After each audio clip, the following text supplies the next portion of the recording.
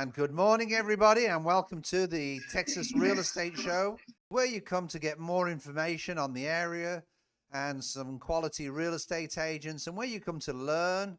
And the more you learn, the more you know, the more effective you are, and the better real estate agent that you are. So basically, we have three who are considered great agents in the Brazoria and Lake Jackson area. And first of all, we have Megan Wall. Just tell us a little bit about yourself, if you don't mind. Sure. So I've grew up in this area. I know this area. I've been an active agent for 5 years now. And so seen a lot, done a lot, and every transaction is different and you learn every single one, no matter how long you've been in the business. Megan, what makes your area unique? Because when I purchased the office down in Lake Jackson from Miss Judy James, I've got to tell you, my attitude was, and Marilyn knows me because she sort of argued with me a little bit, it's different down in Lake Jackson. You've got to realize it's different, it's different, it's different. And I said, being stubborn Steve, no, it's not. It's exactly the same as it is in Houston. We use the same procedures and yada, yada, yada, yada, yada. But it's different. I now, hands up, admittedly, it's very different, which I think brings us to a point that the Texas Real Estate Commission have passed recently, that agents must have a local knowledge of the area. And I think it's so, so important. So Megan calls me up on a regular basis to tell me about PIDs, which I'd like you to go through, Megan. And also, what makes Brazoria different from Houston? Because purchasing a house in Brazoria, I think, is so, so different than what it is in Houston. And we all know that there's a lot of Houston agents, just to get the deal, what do? They go down to Brazoria and they, transact a deal. And we all know it's very different. And I know that you guys are always out there to perhaps help the other side a little bit in paperwork and documentation. And I know that Marilyn has a little story that wants to tell us. So, Megan, why don't you go first? What do you think are the biggest differences in Brazoria to what it is in Houston? I think the biggest difference is going to be your location. We're a coastal county. We have so much to offer, and depending on where you want to be at, whether that's Freeport, Lake Jackson, Brazoria, Sweeney, or any of the other cities in our area, you have your city living, you have your rural area living, and depending on where you land is going to be dependent on the knowledge base that you need to work with your clients on getting the transaction completed. And I feel that when you're dealing with wells and septic, you need to have that knowledge to be able to talk with your clients, especially when different situations come up during that transaction, with whether or not something's going on with the water well, whether or not something's going on with the septic. It's county regulated. There's certain steps and certain things that need to be met.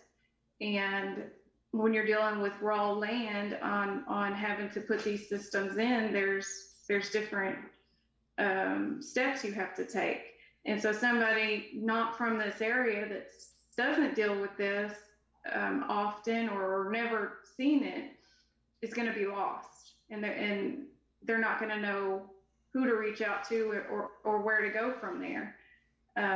And the same thing goes with, we have different rivers come around us. We have the Gulf around us, and you need somebody local, especially if they're coming from out of state or just not from this area, to know what the rivers have to offer, what the safe ways of, depending on where you're going and what you're wanting to do with it, is going to be whether or not you should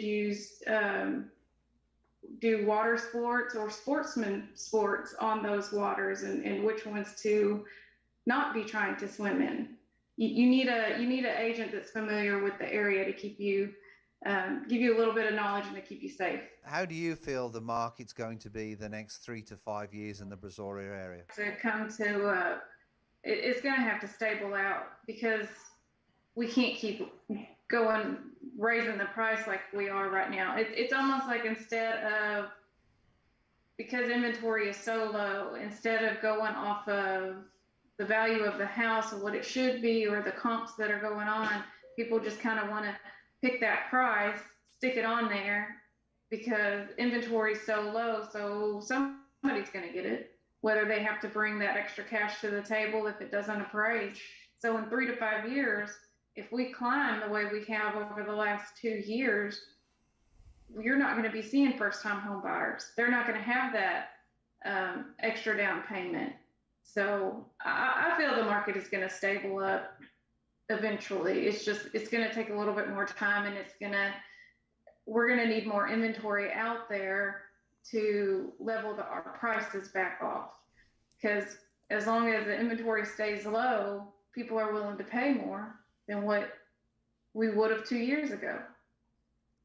Do you feel new home builders, because of what you've just said, where new home builders will move into the area thinking that, they can take advantage of that area? I don't see it happening the way it was 2 years ago. 2 years ago, we had more lots available.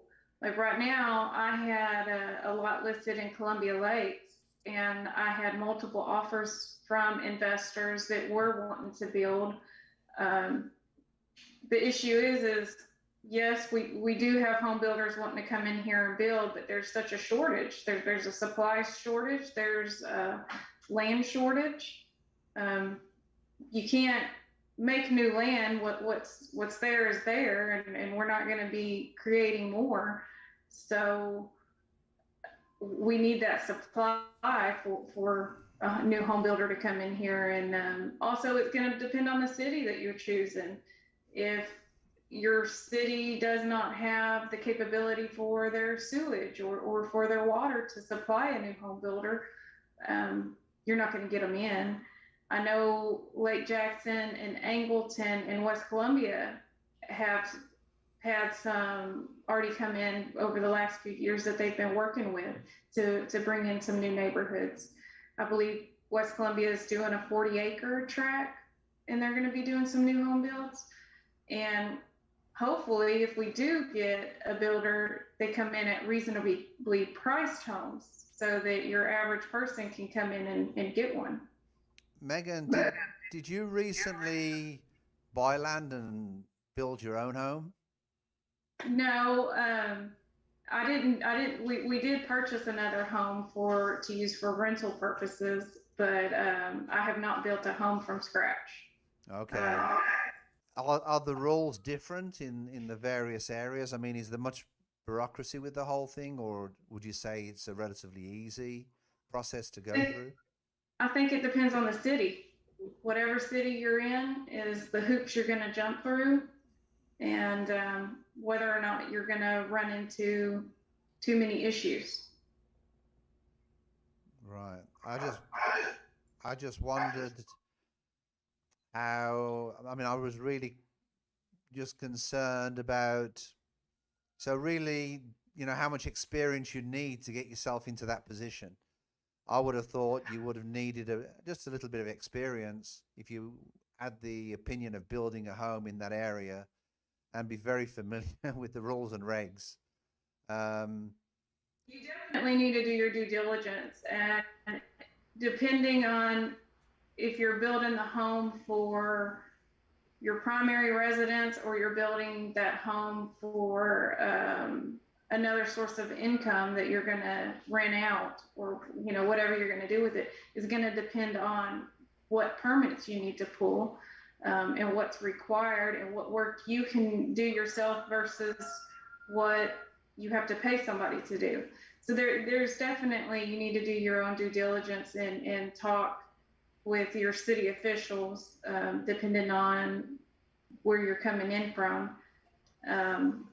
But whether or not you're in a city or in a county, when you're talking about structural, you still have to go to the county to have their requirements and their permits met.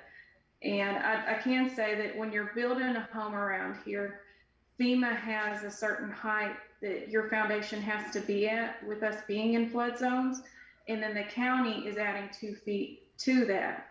So you definitely need to know who to talk to and who to reach out to get this done correctly. Right. So beware, buyer beware. All right, ladies. Well, it's time to wrap up. I want to thank you for sort of dealing with some of the technical difficulties that we've had this morning.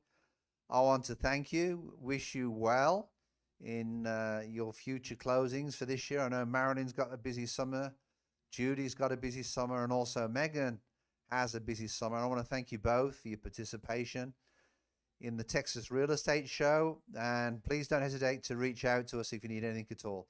Thank you so much for attending the recording this morning. Thanks a lot. We appreciate your help.